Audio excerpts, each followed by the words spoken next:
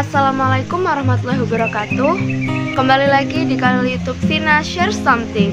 Sebelumnya, nama saya Vina Safanatul Mahbubah dari Pendidikan Biologi dengan NIM 211C10050 yang hari ini akan membahas tentang morfologi akar. Sebagai bahan praktikum morfologi akar kita hari ini, kita akan menggunakan 3 tanaman. Yang pertama, kita akan menggunakan tanaman Kamboja Jepang atau Adenium obesum. Yang kedua, kita akan menggunakan tanaman anting-anting atau Acalyphus australis. Dan yang ketiga, kita akan menggunakan daun bawang atau Allium fistulosum. Pertama, kita akan membahas tanaman anting-anting atau Acalyphus australis ini.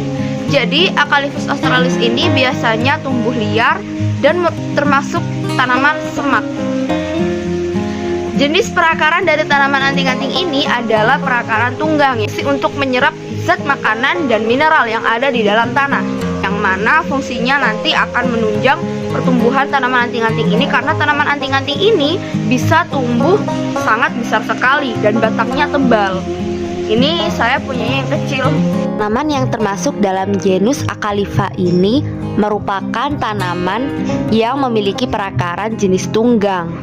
Akar inilah yang akan menyerap zat makanan dan mineral yang ada di dalam tanah sehingga proses pertumbuhannya dapat berjalan dengan baik. Selain disebut dengan akar anting-anting atau Acalypha australis, tanaman ini juga dinamakan sebagai tanaman kucing-kucingan dan akar kucing. Tanaman ini disukai banget loh sama para kucing, terutama di bagian akarnya. Karena menurut penelitian, akar dari tanaman anting-anting ini mampu membersihkan sistem pencernaan yang ada pada kucing. Kedua, kita akan membahas tentang daun bawang atau Allium fistulosum. Nah, Allium fistulosum ini memiliki sistem perakaran serabut yang pendek yang menyebar ke seluruh permukaan tanah. Bisa kita lihat di sini. Ia akan menyerap zat-zat makanan atau unsur hara yang ada di dalam tanah untuk menunjang pertumbuhan tanaman. Allium fistulosum atau daun bawang tidak mempunyai akar tunggang. Akan tetapi, daun bawang berakar serabut pendek yang tumbuh dan berkembang ke semua arah dan sekitar permukaan tanah. Perakaran daun bawang itu cukup dangkal, antara 8 sampai 20 cm. Perakaran daun bawang dapat tumbuh dan berkembang dengan baik pada tanah yang gembur, subur, mudah menyerap air dan kedalaman tanah yang cukup dalam. Fungsinya sebagai penopang tegaknya tanaman dan alat untuk menyerap zat-zat hara dan air. Sekarang kita akan beralih ke tanaman Kamboja Jepang atau Adenium obesum. Mau tahu seperti apa? Lanjut. Sekarang kita beralih ke tanaman Kamboja Jepang atau Adenium obesum. Merupakan akar dari tanaman Kamboja Jepang, yaitu bentuknya besar dan berbentuk seperti umbi-umbian. Ini bertujuan untuk menyimpan cadangan air. Nah, sistem dari perakaran Kamboja Jepang ini adalah sistem perakaran tunggang,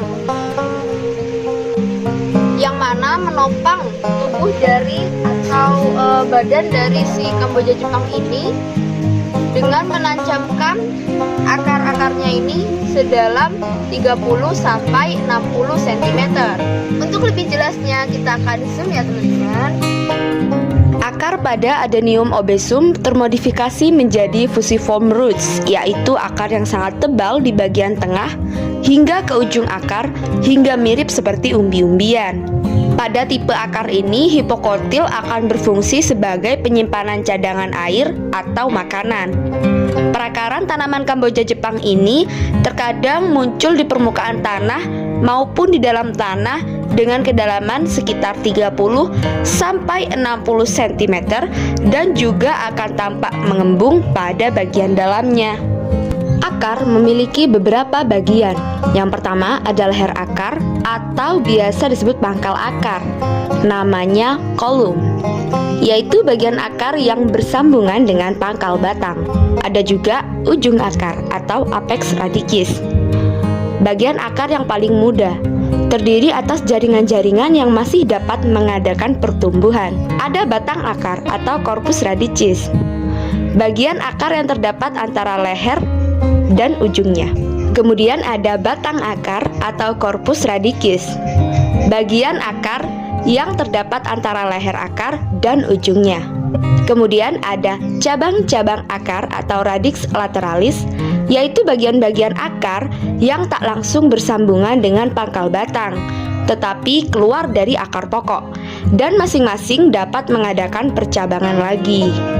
Di bagian sini ada serabut akar atau fibula radicalis, cabang-cabang akar yang halus-halus dan berbentuk seperti serabut.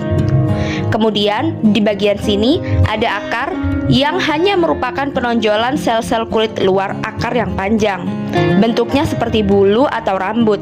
Makanya bagian ini dinamakan rambut akar atau bulu akar. Dengan adanya rambut-rambut akar ini, bidang penyerapan akar menjadi semakin diperluas, sehingga lebih banyak air dan zat-zat makanan yang dapat dihisap.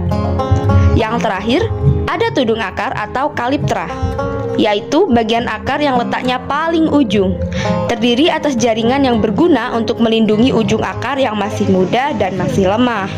Nah, itu tadi praktikum morfologi akar, semoga bermanfaat. Terima kasih. Wassalamualaikum warahmatullahi wabarakatuh.